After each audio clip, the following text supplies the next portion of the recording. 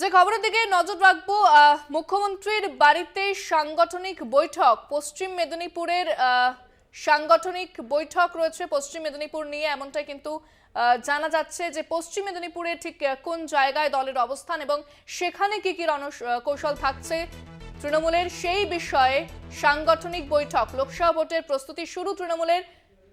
কালীঘাটে মুখ্যমন্ত্রী বাসভবনে বৈঠক রয়েছে তৃণমূলের, যেখানে পশ্চিম মেদিনীপুর জেলা নিয়ে বৈঠক। পশ্চিম মেদিনীপুর জেলার সাংগঠনিক বৈঠক মুখ্যমন্ত্রী বাসভবনে। বিস্তারিত কথা বলবো, আমাদের সঙ্গে সরাসরি কালীঘাট থেকে রয়েছেন প্রতিনিধি দেবজ্যোতি ঘোষ।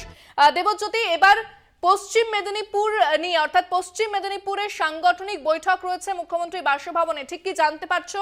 বৈঠক কখন শুরু হচ্ছে, কারা কারা সেখানে উপস্থিত থাকছেন এবং কি রণকৌশল থাকছে? দেখো, নির্ধারিত সময় বিকেল 4টে কালীঘাটের মুখ্যমন্ত্রী মমতা বন্দ্যোপাধ্যায়ের বাড়িতে এই বৈঠক হবে। মূলত পশ্চিম মেদিনীপুরের সাংগঠনিক জেলার যারা সদস্যরা রয়েছেন, বিশেষ করে শাখা সংগঠন থেকে শুরু করে এলাকার বিধায়করা রয়েছেন এবং জেলা সভাপতি, পঞ্চায়েত সমিতির সভাপতি এবং সহসভাপতি সহ শাখা সংগঠনের সমস্ত নেতৃত্ব উপস্থিত থাকবেন। দেখো, নির্ধারিত সময়ে নির্বাচন যদি হয় তাহলে এখনও 2 মাস রয়েছে সময়, 2 মাস পরেই কিন্তু নির্বাচন হবে। তবে নির্বাচন কমিশন সূত্রে যা খবর, 6 এবং 7ই মার্চ কিন্তু নির্বাচন দিন ঘোষণা হতে পারে।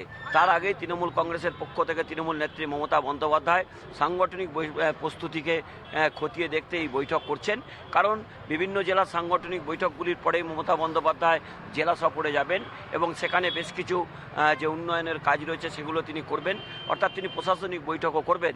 অর্থাৎ লোকসভা নির্বাচনের আগে তৃণমূল কংগ্রেস যেমন রাজনৈতিকভাবেও গুরুত্ব দিচ্ছেন, তেমনি প্রশাসনিকভাবে যে উন্নয়নের কাজগুলি পশ্চিম মেদিনীপুরে বাকি রয়েছে সেগুলো দ্রুত শেষ করার চেষ্টা করবেন। কারণ নির্বাচন কমিশন সূত্রে যে খবর রয়েছে তাতে মার্চের 6 বা 7 তারিখ নির্বাচনের নির্ঘণ্ট ঘোষণা হতে পারে।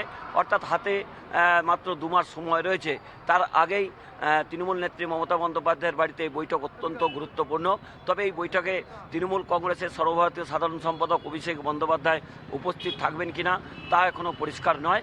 ইতিমধ্যে রাজ্য সভাপতি সুব্রত বক্সি সহ পশ্চিম মেদিনীপুরের যে গুরুত্বপূর্ণ নেতৃত্ব রয়েছেন, মানস ভূঁইয়া থেকে শুরু করে তারা সকলেই উপস্থিত রয়েছেন।